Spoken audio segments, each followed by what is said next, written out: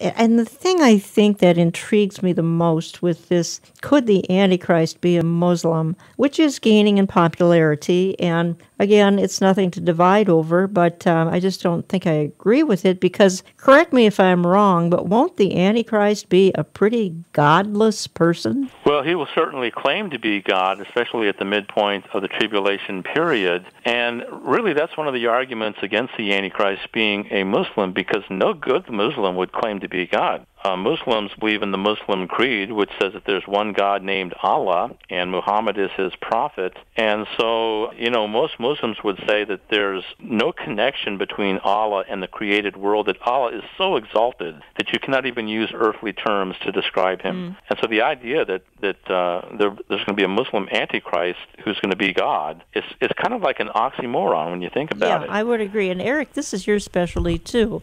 I don't think the possibility of Jews ever acquiescing to an Antichrist who's Muslim, right. I think that to me is the one telling point. And I don't claim to be an expert on this, having never written a book that deals with this issue and not done that kind of research. But to me, that one point is plenty to give us pause to think. Well, yeah, because the real Antichrist, as you said, Ron, he will appoint himself as God, and I don't think a Muslim would ever declare himself as God. And you believe, Dr. Ron Rhodes, that the Antichrist will be a Roman Gentile who will rise to power in a revived Roman Empire. So, clearly there's no reference in the Bible to a caliphate. There's that word is not used, but the concept is not even used, is it? But because you're strong on the fact that Islam's really going to get sucked in the battle of Gog and Magog. Well, I believe so. And in fact, I don't think that you can look at the world today and miss the reality that the stage is being set for what we call the Ezekiel Invasion.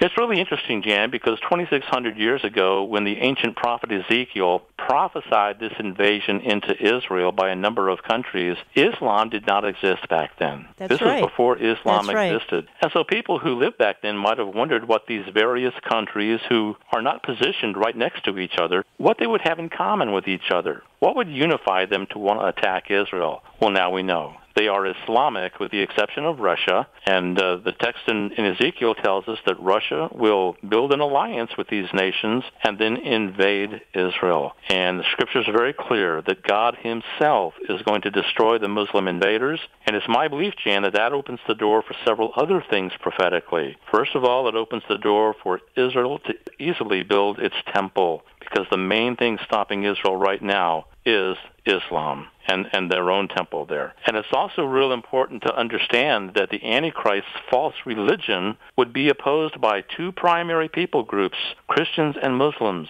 If Christians are removed at the rapture before the tribulation, and then Muslims are taken out at the beginning of the tribulation period after this Ezekiel invasion, that removes the two primary people groups that would stand against the Antichrist and his false religion. And so that opens up the door for the easy emergence of this false religion. Ron, the timing, and that's one of the great debates of Bible prophecy, again, coming out of the book here. The timing you have for the Magog invasion, Ezekiel 38-39. Give us your timing on that, and you analyze all the possible options when that could happen. Well, that's a great question, because as you know, there's like 7, maybe 8 positions on this, and just in terms of general considerations, the text of Scripture is very clear that it happens in the latter times.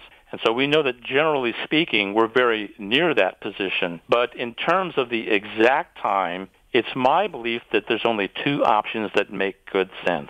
Either it happens at the very beginning of the tribulation period, or perhaps it happens 3.5 years before the tribulation period. And people might wonder what the support is for that latter position. And the idea is this.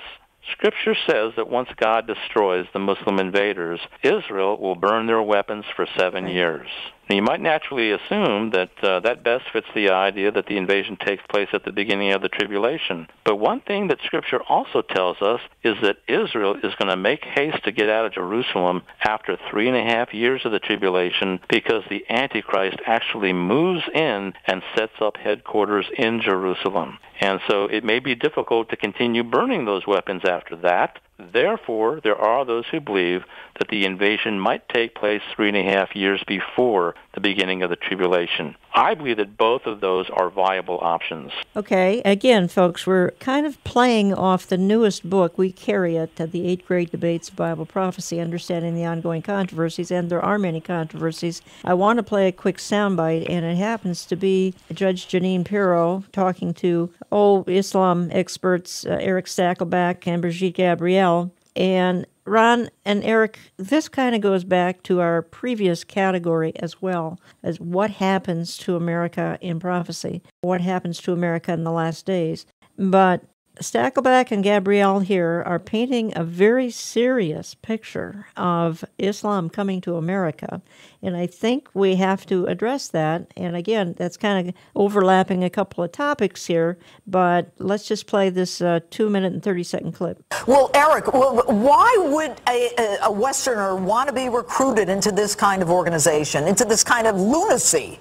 Well, Judge Janine, these are very media savvy. This is the most media savvy terrorist group we've ever seen, and they glorify the jihad in the Middle East. If you're a troubled young individual in the West, someone who's grown up playing violent video games, you're going to be attracted to this. If you're a young Muslim who feels disaffected, for example, what ISIS is doing, beheading people, putting heads on stakes, Judge, this is unprecedented, really.